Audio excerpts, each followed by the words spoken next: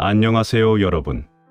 오늘은 1944년 갑신년에 태어나신 분들을 위한 2026년 병오년 신년 운세를 함께 살펴보려고 합니다. 편안한 마음으로 함께 들어주시면 감사하겠습니다. 2026년 병오년은 그동안 멈춰있던 기운이 다시 흐르기 시작하는 참 의미 있는 한 해가 될 것 같습니다.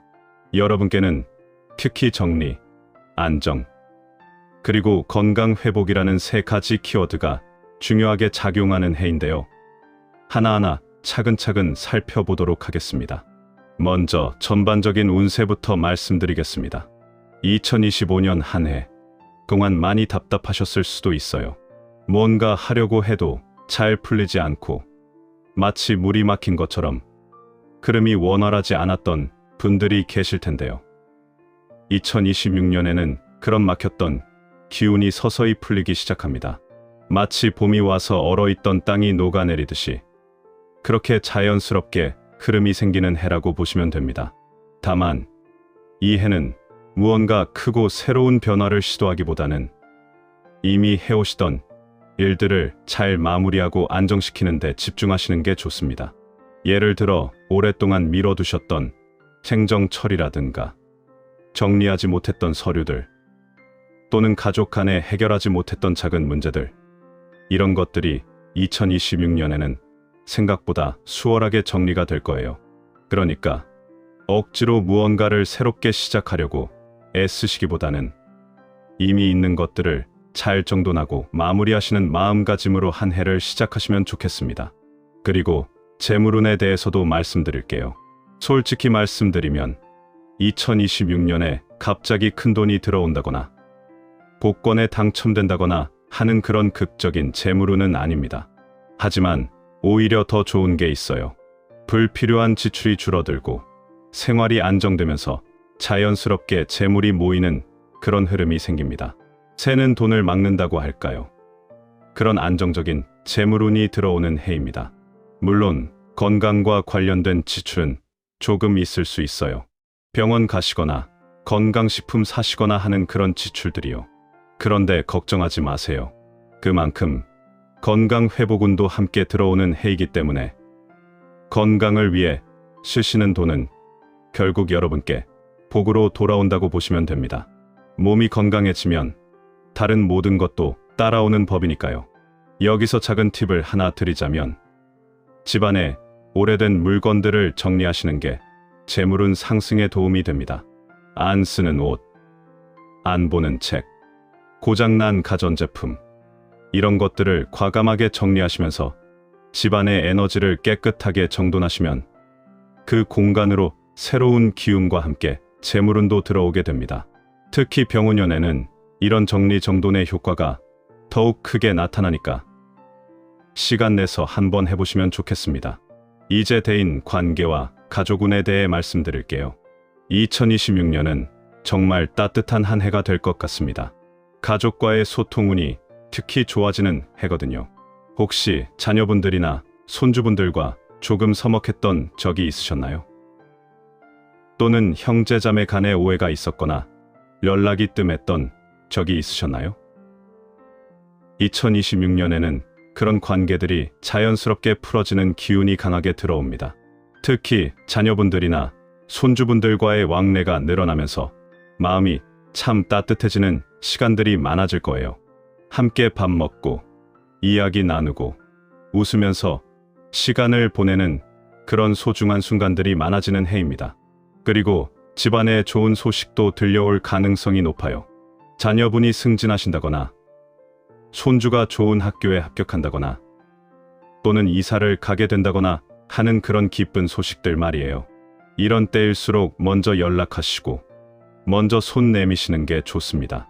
혹시 그동안 연락하지 못했던 가족이나 친척이 있으시다면 2026년에는 용기 내서 먼저 연락해보세요. 분명히 좋은 반응이 돌아올 거예요. 그리고 주변 사람들과의 관계도 전반적으로 부드러워지는 시기이니까 너무 걱정하지 마시고 마음 편하게 사람들과 어울리시면 됩니다. 이제 가장 중요한 건강운에 대해 말씀드리겠습니다. 2026년 병오년은 체력 회복운이 강하게 들어오는 해입니다. 이게 무슨 말이냐면 그동안 조금 불편했던 부분들이 서서히 좋아지고 전반적인 기력이 올라가는 그런 흐름이라는 거예요. 정말 다행스러운 일이죠. 다만 관리가 필요한 부분도 있습니다. 특히 관절 쪽, 그러니까 무릎이나 허리, 어깨 같은 곳들은 좀 더 신경 써주셔야 해요. 그리고 혈액순환, 심장이나 혈관 건강도 체크하시는 게 좋고요. 이장도 평소에 잘 관리해 주시는 게 중요합니다. 너무 차가운 음식이나 자극적인 음식은 가능하면 피하시고 따뜻하고 부드러운 음식 위주로 드시면 좋겠습니다. 특히 4월에서 6월 사이에는 좀 조심하셔야 할 시기예요.